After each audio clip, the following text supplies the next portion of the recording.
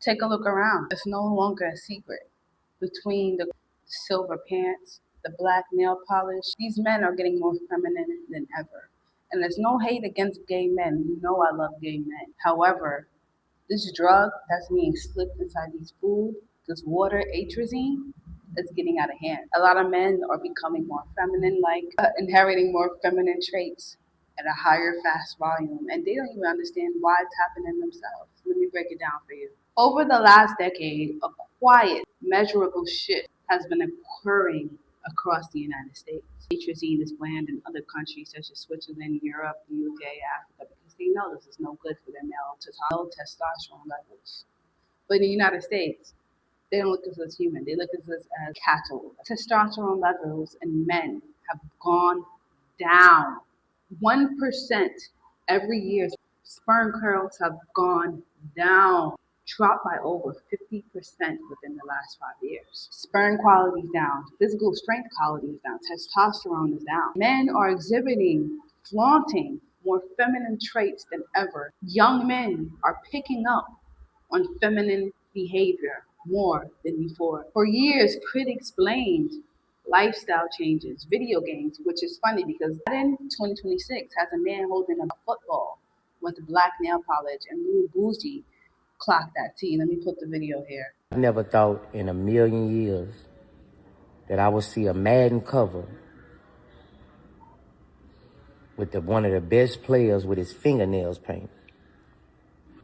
Hey, they got a lot of people mad at me right now in the DM. They going off in my DM. Bruce, you gonna be part of the community with us?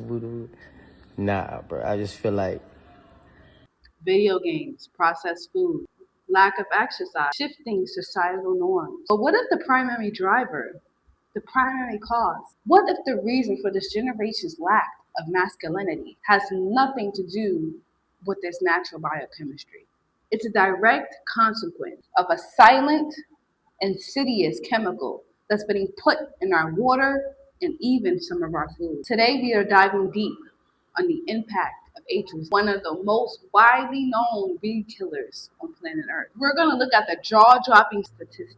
The corporate cover-up, single chemical, flips the switch in the endocrine system, turning male biology completely upside down. Because this is a story that affects everyone. You may ask yourself, what is atrazine? It's a chlorotrizide herbicide, primary use for corn, sugarcane.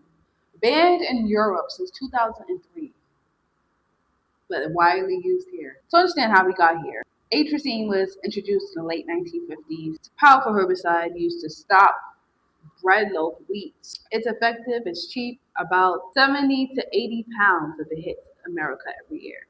Its problem, atrazine doesn't just stay on crop. When it rains, atrazine wipes off the soil, leaches into the groundwater, runs into rivers, and ends up flowing directly out of tap water. One of the most common water contaminants. In 2003, the European Union banned it. Yet, in the United States, it continues to flourish. Why should a weed killer matter to human testosterone? Let me explain. We have to look at the most famous and controversial biological experience of the 21st century. In the early 2000s, a biologist at Berkeley, I think Dr. Tyrone Hayes, hired by a chemical company to study the safety of atrazine. They expected him to give a clean bill of health. Instead, he discovered shockwaves that terrified the chemical industry. He exposed African frogs to tiny, realistic amounts of atrazine. Levels below, when I say below what they recommended, below. And what he found is that, which is in our drinking water, the atrazine didn't kill the male frog. It did something weirder. It chemically castrated them, which means they couldn't reproduce, and demasculized them. They started behaving like women frogs, fucking like women frogs,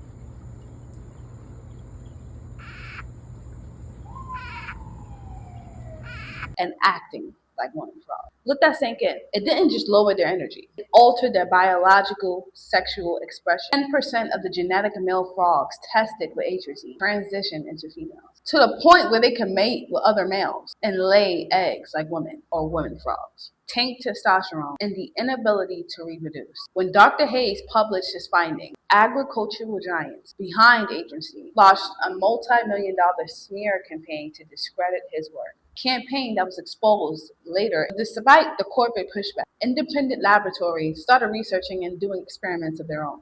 And around the world, the results remained the same. It had feminizing effects in fish, birds, mammals, even reptiles. So, the next question, how does a single weed killer kill the male anatomy? The secret lies in a chemical inside your body called aromatase. Hope I'm saying it right. Aromatase is the enzyme responsible for binding testosterone and converting it to estrogen, basically turning your male hormones into female hormones. And healthy males is tightly regulated. You only want a little bit of aromatase active to keep your hormones balanced. But atrazine acts as a powerful disruptor. When it enters a living organism, it behaves like an artificial accelerator. It binds your cells, it screams at your body to produce more. Suddenly, the factory line becomes more aggressively grabbing the natural testosterone and turning it into estrogen. In other words, atrazine doesn't block masculinity. It forces a male body to convert into a woman's body. When this happens to an embryo, a young child, or adolescent male going through puberty, psychological consequences are profound, hence why the spike of minor gender transition. It alters bone structure, increases body fat distribution around hips and chest, impacts mood and aggression levels, and creates a more feminine physical and psychological base. The human connection and what you can do.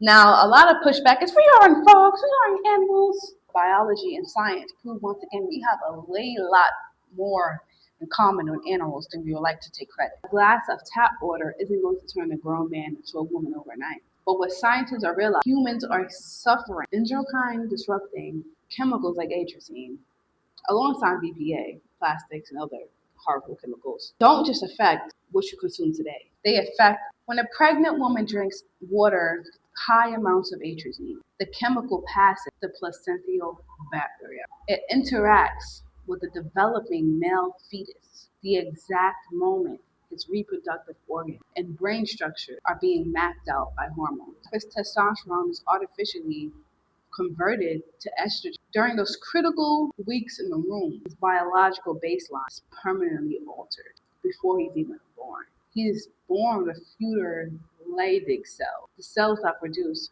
testosterone. He enters puberty with a compromised hormonal engine. Combined what happened inside the womb when he gets out the womb, chemicals, plastics, more atrazine in the water, even some of the food, you get the perfect storm. Explains physically, chemically, structurally different from the generation of their male grandfather. The action plan, how can you block atrazine from affecting you and your child's hormones? Number one, ditch tap water. Use carbon reverse osmosis filters. Ditch plastics. Transition to glass or stainless steels or even copper cups. Copper actually helps. Number three, heavy broccoli and Brussels sprouts. This data can feel unbelievable and disheartening as well. I get that. But the goal is to understand so we can make a change from it to affecting the further generations. Just take a look around. Where's the men? These men act like women. They behave like women.